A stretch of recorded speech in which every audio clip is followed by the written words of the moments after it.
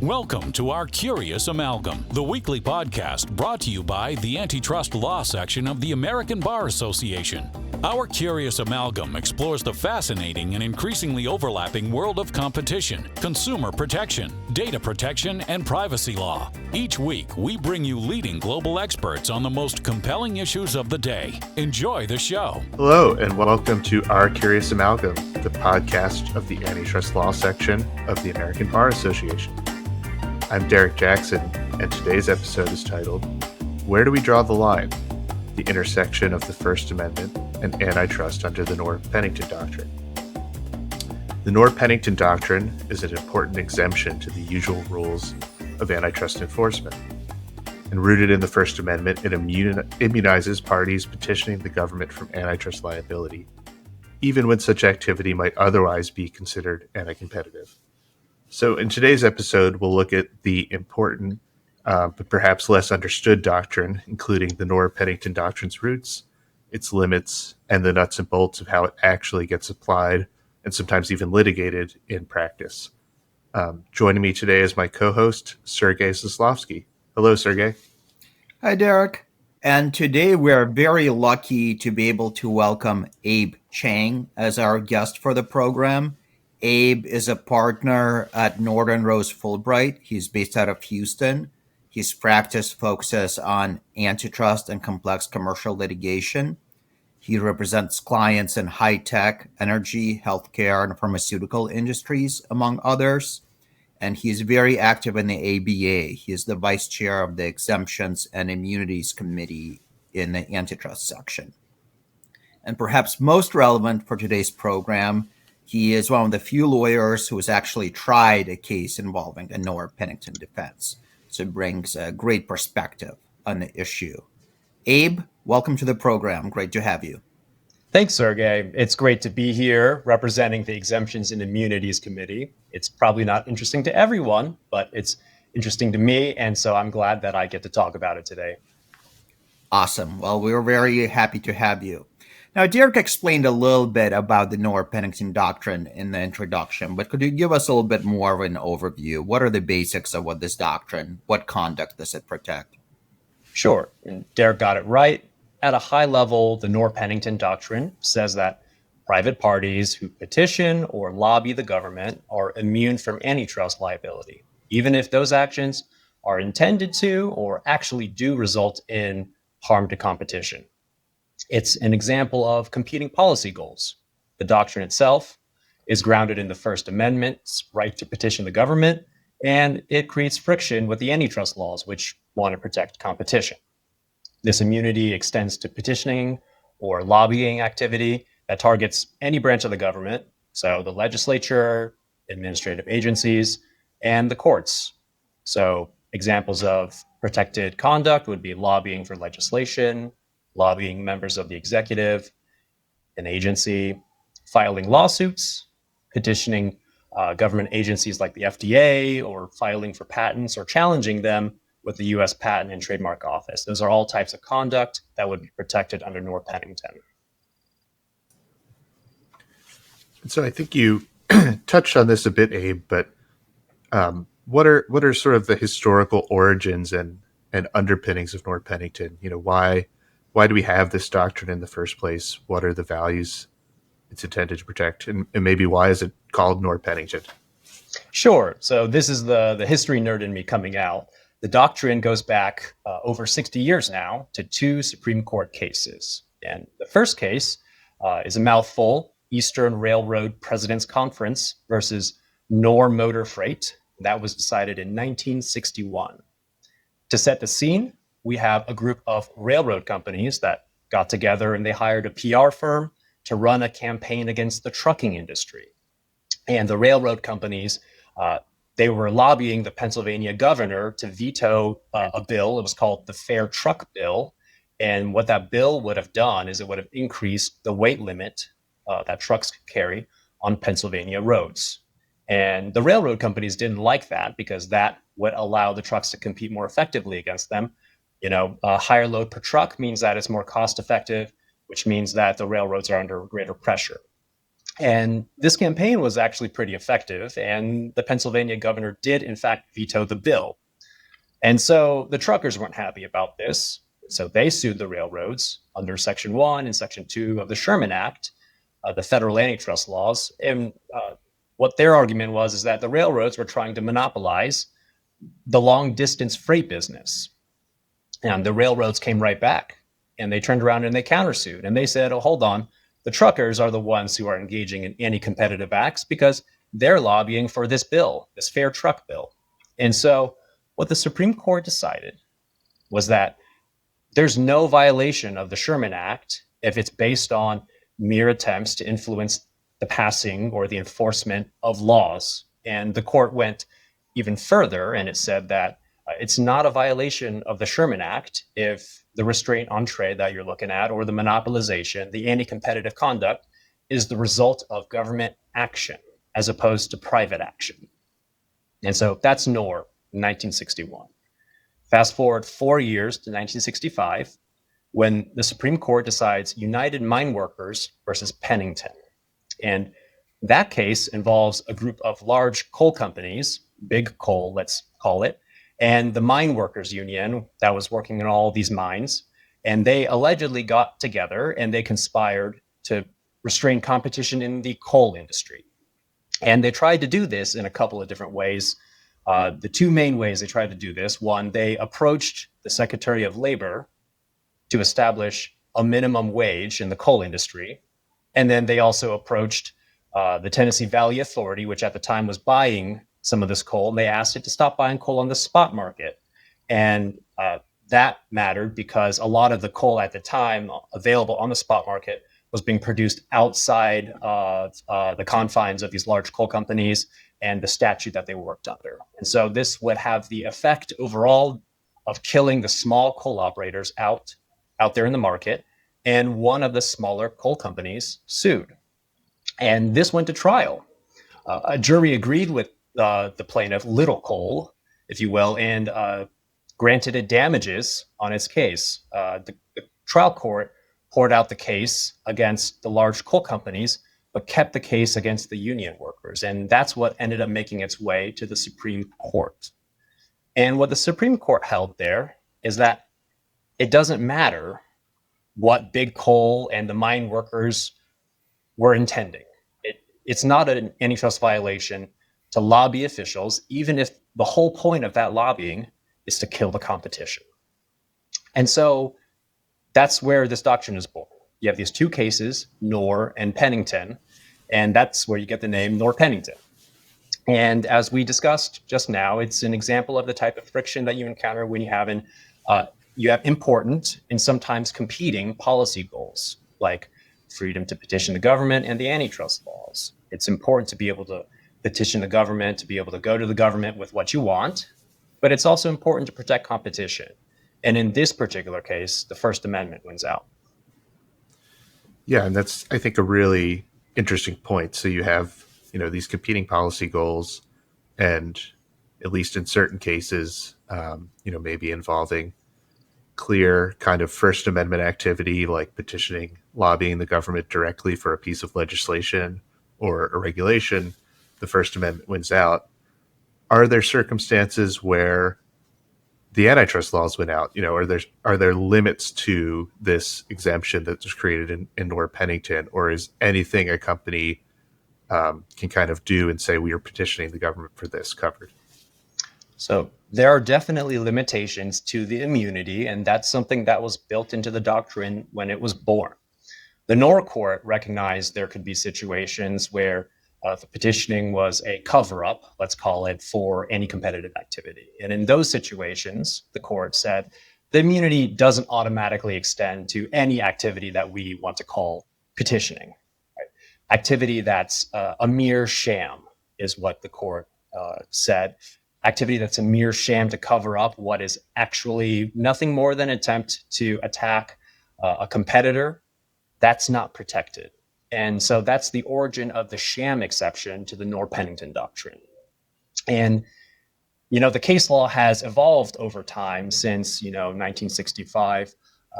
And, The case law has, changed a little bit on how far the immunity extends. It's clarified a little bit what kind of conduct is protected, what is not protected. There are two major cases to mention. I think there are others out there, but the two major ones that I can think of are California Motors and professional real estate. And California Motors was a 1972 case, so less than 10 years after Pennington, and it involved truckers again. So this time, the truckers are the ones that are trying to keep out the competition from other truckers. Basically, a group of truckers in California were using administrative proceedings and court filings to keep other truckers from getting rights to operate in California. They were trying to protect what they thought was their monopoly, their territory. And the interesting, twist here is that the defendants were doing this as a pattern. They were launching these administrative proceedings and filing these filings without any regard for whether they had a case or not. And what the Supreme Court said is that you can't abuse the process through a pattern of baseless, repetitive claims. That's not the type of petitioning that's protected under the Noerr-Pennington Doctrine. And it's interesting and I think notable that over half the time, the defendants were actually winning their administrative proceedings, right? So this isn't like they were just hauling off and filing all these cases and losing them. Over half the time, they actually won. The point here was that it didn't matter if not all of the proceedings were baseless. It's the fact that the defendants didn't care whether they won or lost at all. They just wanted to use the system to create costs and delays for their competitors. And so that spawned a series of cases. The other case that I'll mention is professional real estate. And that's, I believe, the current test for the sham exception to the Noerr-Pennington Doctrine. Of course, other circuits have clarified and tried to grapple with what this case also means, particularly in the context of California Motors. But, just for a quick background of professional real estate, that's a case that involved a lawsuit between a film company, Columbia Pictures, I think we're all familiar with the brand, and hotel owners. And the film company, Columbia Pictures, sued the hotel owners for copyright infringement, something about playing films in the hotel rooms. And the hotel owners countersued for antitrust violations, and they said the copyright lawsuit itself was just sham.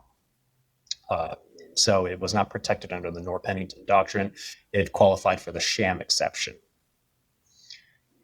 The Supreme Court articulated a two-part test here. It said, first, the lawsuit must be objectively baseless, and that means that no reasonable litigant could realistically expect success on the merits. And you look at that test, and only if the lawsuit is objectively baseless do you then move on and you ask, all right, what was the litigant's subjective motivation here? What was it trying to do? Right. So if the litigant has an objective basis for thinking that, if I file this lawsuit, I can win, then you don't even get to the subjective intent. And so, just to go back to your original question, yeah, not all petitioning is protected. A lot of it is. But if you're using government process as a weapon, you should take a closer look at whether the immunity applies. And one of the things I find really interesting about Noerr-Pennington Doctrine is that it protects not just the petitioning activity itself, but also at least some activity incidental to the petitioning. And I think one of the real tricky questions, especially when you counsel clients about what they can and can't do, is how far does this protective umbrella extend? What is incidental activity that is protected, and what activity is not covered by the doctrine? How do you tell the difference? What pointers would you give somebody who's trying to counsel clients on what they should and should not do? It's so hard to draw bright line rules around Noerr-Pennington because it's so fact specific and nuanced, right? Think about the different contexts in which this conduct arises. You're talking about what you might be petitioning the FDA for a particular drug, or for a competitor's drug to be excluded from the Orange Book. You might be petitioning for a series of patents that protect a particular area, but that in effect wall off competitors from joining that area, right? A patent thicket. It could be something along the lines of, filing a lawsuit. It could be petitioning, the legislature to pass a law to grant you a monopoly, right? Those are all different types of petitioning activity. And so it's very fact specific.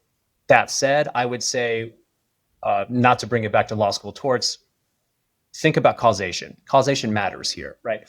What is causing the harm? If you're about to engage in petitioning activity, make sure you understand, how would a competitor be harmed here, right? Is that conduct coming from government action, or is it coming from private action? If the conduct is coming from government action, then the immunity applies. If the harm is coming from a private entity, let's say, then it's not protected. Separately, I would just note that if you're about to engage in a pattern of petitioning activity, know the law of your circuit. Lower courts have tried to square the pattern exception that was articulated in California Motor with the test in professional real estate, and it's been a bit confusing overall. I think the question for most courts is whether you apply this objective and then subjective two-part test if you have a pattern of conduct, right? Because in essence, if you were to apply that objective standard to every single instance in that pattern, you might have just killed the pattern exception altogether. Because if you can establish the objective standard and also meet the subjective standard, then you've got it. Each instance would qualify for the sham exception already, right? So what's the point of having a pattern exception at all? The majority view, I think, is that the two-part test in professional real estate, that covers single instances of conduct. And California addresses an exception, the pattern exception, if you have a pattern of conduct, right? But that's not true in every circuit. I think maybe the First and the Seventh apply the objective analysis to each instance in a pattern, and that makes it a lot harder to prevail on or to demonstrate that there's a sham exception here. So depending on what circuit you're in, you might have a much more insulated case if you're about to engage in petitioning activity. Got it. Well, very useful. Thank you for that. It sounds like if you're engaging in a pattern rather than just isolated single act, you should really take an even closer look for potential liability. So as we mentioned in the introduction, you actually tried a case that involved a Noerr-Pennington defense.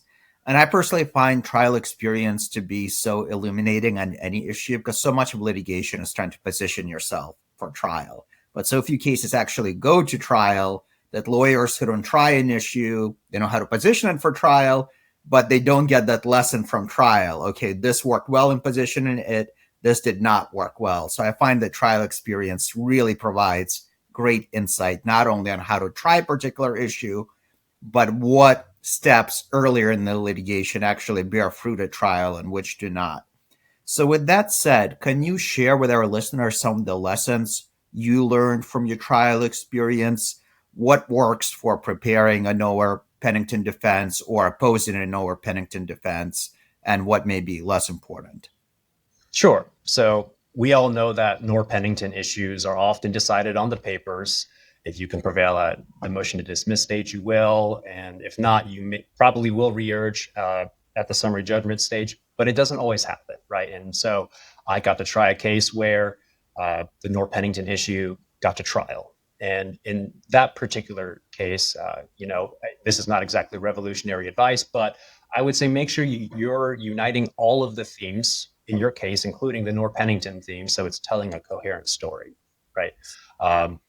Noerr-Pennington issues often crop up in the context of patent litigation. And sometimes the party that's been accused of infringing, stealing the patent or the IP, so to speak, is the one that countersues and argues that the lawsuit itself is part of an anti-competitive scheme. And so you want to make sure you've got your story straight.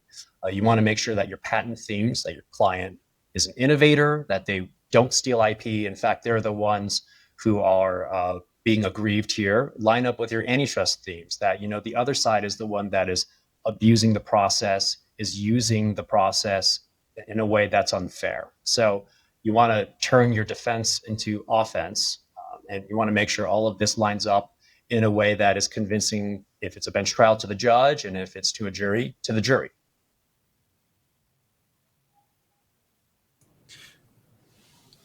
Abe, I think one interesting thing to talk about would just be, some of the recent developments in case law or otherwise, just areas where you're seeing Noerr-Pennington issues crop up frequently in current practice. I know you spoke a little bit about some of the circuits struggling with, how to apply the Supreme Court law on the sham exception, but are there any other interesting case law developments or areas where this has become an important issue in practice? Sure. So, I wouldn't say that Noerr-Pennington cases crop up all that frequently, but one that caught my attention was at the end of last year, there was a case in the Third Circuit. And in that case, I think answered a particular question. Is there a misrepresentation or fraud exception to Noerr-Pennington? And I think the answer in the Third Circuit is that there is not.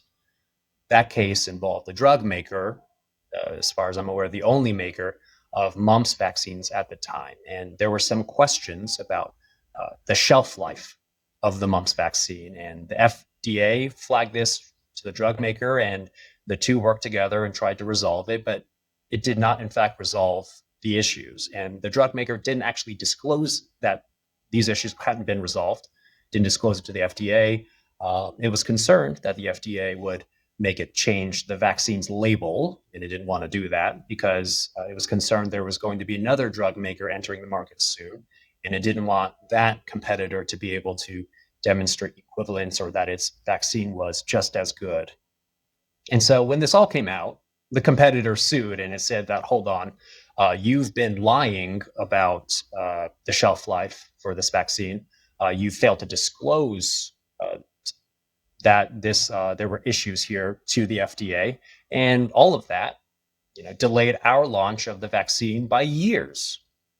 And so, the question is, was this protected conduct? And the court ruled that it was, that there is no misrepresentation or fraud exception, that this is petitioning activity. And I don't think that the court necessarily framed it in quite the way I just described it, that there's no fraud exception. But in essence, what it did was it looked at the petitioning activity, it looked at the harm, like we discussed earlier, where was the harm coming from? And it concluded that the harm was coming from the FDA's decisions rather than the drug maker's acts, that it was petitioning activity that resulted in the FDA making decisions that then harmed the competitor. So for that reason, it decided that Noerr-Pennington applied, there was immunity here. That's really interesting. So, it sounds like one key takeaway is really when it comes to the sham exception, or perhaps the fact that there's not a fraud exception, there's an important distinction between whether the harm is coming from the government or from the competitor's use or abuse of the process, so to speak. I think that's exactly right. I think one close cousin or related doctrine that often gets invoked, maybe in conjunction with or in similar cases to Noerr-Pennington, is the state action doctrine. Do you want to talk a little bit about that and the distinctions between those two doctrines? Sure. Well, I don't want to, steal the thunder from someone else that wants to talk about this as part of another podcast, but I'll cover it at a high level. I might want to, have a different podcast talking about state action doctrine. There's a lot to talk about there. But it's another antitrust immunity doctrine that's often invoked alongside Noerr-Pennington, and you can imagine why. The state action doctrine, in essence, grants immunity to state governments and, in some cases, to private entities that are acting under state authority from federal antitrust laws. This happens a lot, the intersection of state action doctrine and Noerr-Pennington in the context of healthcare and other industries, where you have state regulation And an example of that would be where you have a state institution that provides the doctors, it's training them, it contracts them out to a private hospital, you have a private-public partnership. And in that scenario, if the private hospital is also, petitioning the state institution for certain acts or for exclusivity or something like that, you might see an intersection where Noerr-Pennington would apply because you are petitioning for certain rights or exclusivity, and also the state institution is, arguably supervising you, and you could have state action immunity that way. And big picture, if you are a private actor that wants the immunity, you have to show two things: that you're carrying out state policy that, one, has been clearly articulated, and two, is actively supervised by the state. And we're seeing more activity from state legislatures now seeking to immunize private parties from the federal antitrust laws. The Louisiana COPA case comes to mind. And so this is something to keep an eye on. I think we're going to see more of this as state legislatures get involved, are more aware of antitrust policy, want to create antitrust policy specific to their state, and they want to protect private parties from the federal antitrust laws. Great stuff, Abe. And I know that Noerr-Pennington and state action both come up a lot in practice. So I think this conversation is not only interesting, but also of a lot practical significance, practical usefulness for our listeners. So I hope the law students and the younger lawyers that are listening to this have been taking notes. This stuff might actually be useful in your practice.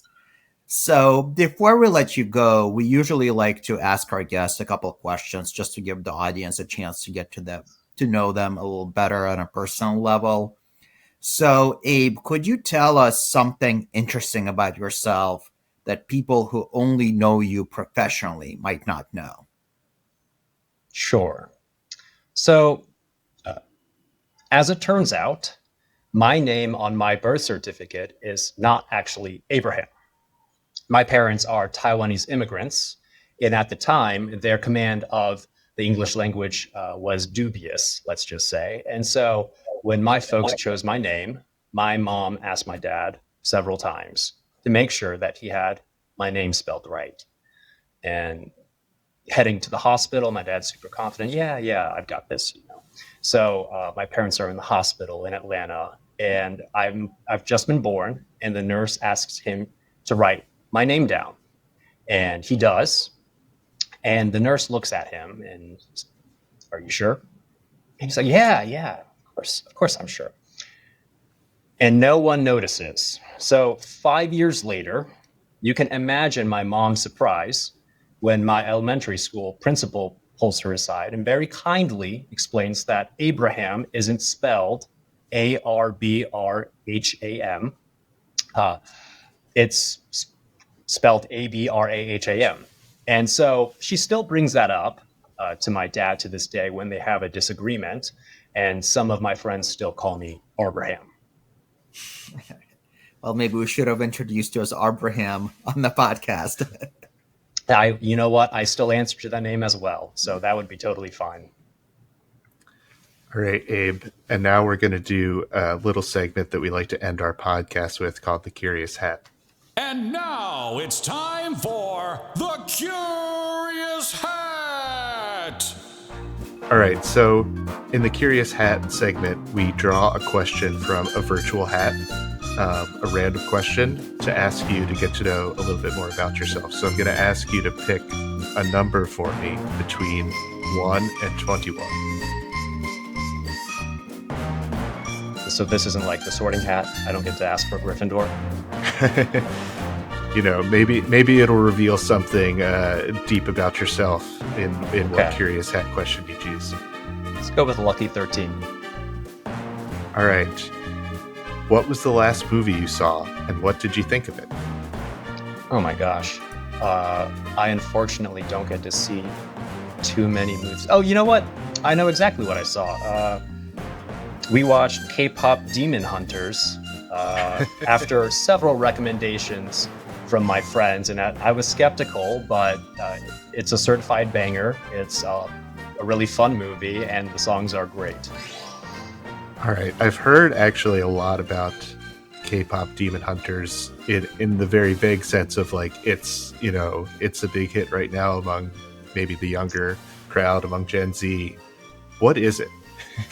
It's really hard to describe. I would just say you got to watch it, but it follows a trio of K-pop stars that are actually, I don't think I'm spoiling this for anyone, but they're actually demon hunters.